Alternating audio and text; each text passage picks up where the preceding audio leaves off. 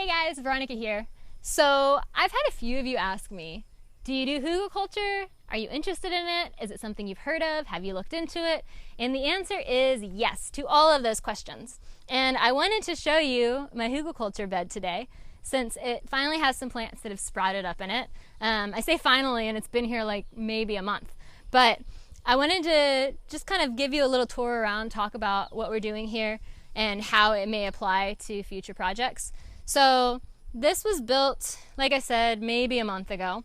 And what we did was we took a patch of soil that's in the front yard that has close proximity to the house and close proximity to irrigation in the form of a handheld hose, and basically scraped the top layer of earth off of this and put it off to the side down to about a foot. Now, the reason that I decided to do it this way was because the soil in this space does not absorb water readily. So it made sense in my head to create kind of a basin so that when we get these torrential rainstorms, the water will run down through all of the top layer of this looser soil as well as the surrounding and kind of catch in that basin that is then filled underneath with large pieces of wood.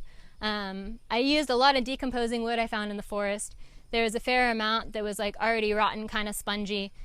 Some that just had some fungus starting to run on it on the undersides. You could tell that it was fairly inoculated and starting to break down. There's a little bit that didn't have any, but the proximity of it to these other, already colonized pieces of wood made sense that it was going to then be colonized as that fungi ran out of substrate. So just kind of creating a optimal environment for various fungus and bacteria at the base layer of this, with those layers of much larger logs. We're looking at like in the neighborhood of 4 to 6 inches in diameter. And then also mixing in smaller sticks and branches, other logs. We went on top of that with some red dirt that we have out near the pond. It's not the compacted clay that's in the field. It has a little bit more just like tilth to it. You can see that it has like kind of this really nice crumbly texture. And so I did a couple of scoops from the tractor of that red dirt on top of those logs and kind of wedged it down in so that I don't see as much collapse, hopefully, as everything settles.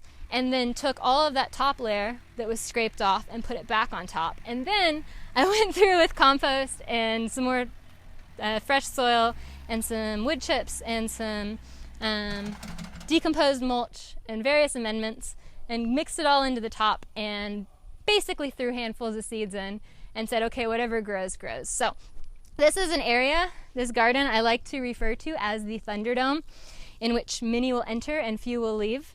And I think that this is probably the closest approximation one can get in their space to how things would grow in the wild, as far as, the fruit falling and then all of those seeds sprouting. And I'll just show you, starting with these tomatoes here. We're going to take a little walk around. So you'll see that, like in this cluster, there's probably a dozen tomatoes still. And this is totally intentional. These were seeds that were stuck together, or potentially, I've seen this happen too with like fruit that's rotten.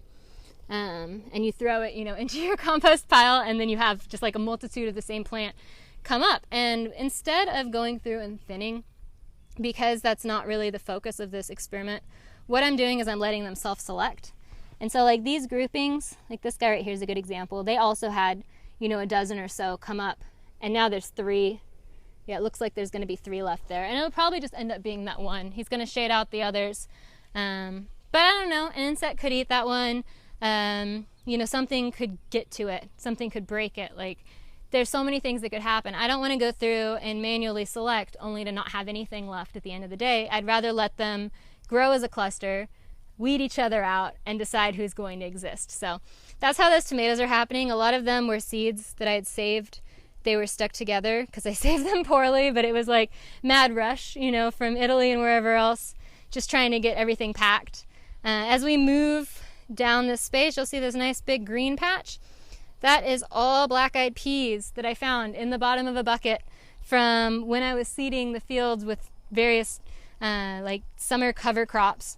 And they just had fallen out of the bag. It was raining. There was lightning coming in. I wasn't going to risk it that much, and it didn't make sense to go and try and trench a few more spots out in the field.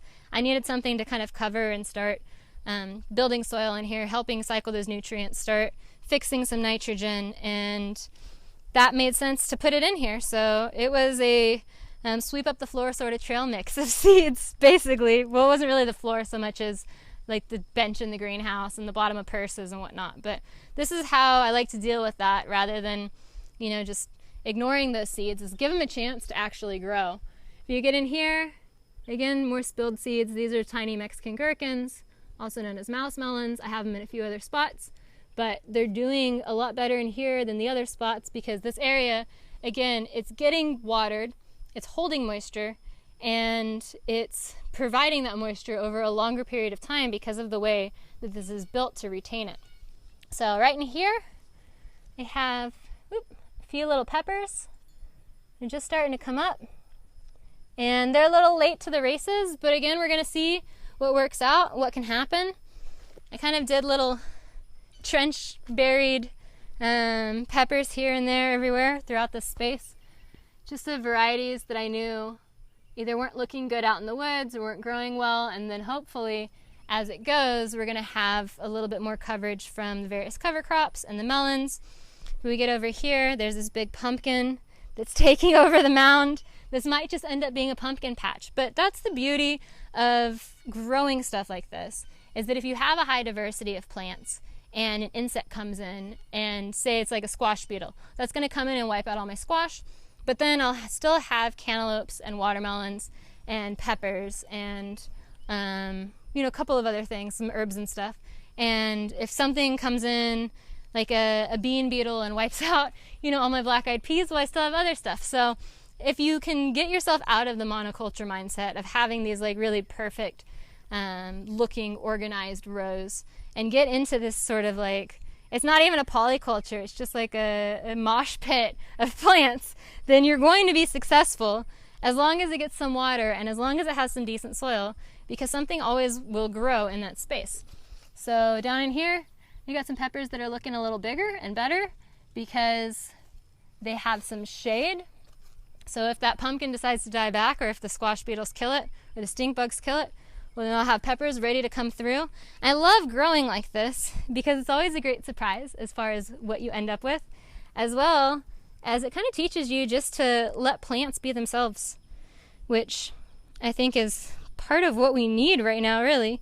So you'll see there's a very gentle curve to this bed, and part of that is because it was buried. I decided to not go way too tall on this particular hugel. I wanted to see, one, I'm looking at it from like an earthworks perspective, so in addition to, or rather than doing berms and swales in the field, can I accomplish this with a Hügelkultur sort of mentality and build berms of soil that have lots of life in them right from the get-go versus trying to inoculate it from the top down, like doing it from the bottom up as well. I love the sort of three-dimensional effect that you get from working on a hugel, because you actually do get a little more surface area. So you're looking at probably a 10 by 20 space, but it's going to grow more like a 15 by 20 space since the curve is mostly this way. You get that surface area, so you'd have plants that are typically shading each other on a flat plane. But when you're on a curved plane, what happens is those plants are less likely to shade each other because they have that sort of like stadium seating, so to speak, for the Thunderdome. So working in all the puns today. But I'm hoping to potentially, I wanted to see how this functions in this environment with our soil types before committing to doing an entire acre of it as a tool to sort of manipulate and adapt to catch water better.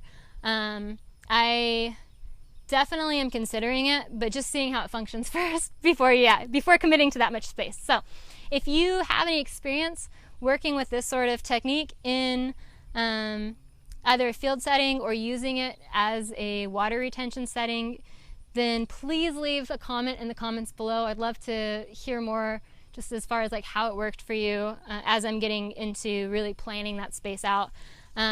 If you have any questions about the one that I'm currently growing, also leave those in the comments below and I will get back to you on that.